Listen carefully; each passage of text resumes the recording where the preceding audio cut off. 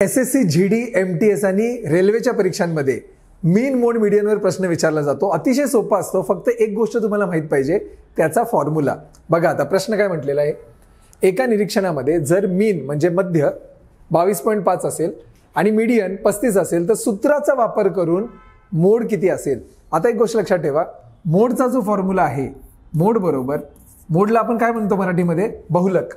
मोड बरोबर 3 median, median म्हणजे मध्यक वजा 2 मीन, हा फॉर्म्युला पाठ करून ठेवा, बऱ्याचशा परीक्षांमध्ये विचारला जातोच।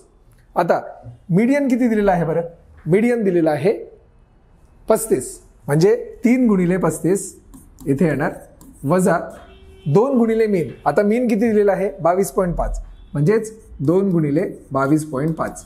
आता मला सांगा 35 गुणिले 3 105 येणार आणि 22.5 गुणिले 2 22 ची दुप्पट 44 आणि 1 45, म्हणजे 105 वजा 45 ते किती येतात, ते येतात 60, जे आहे आपलं ऑप्शन क्रमांक 4।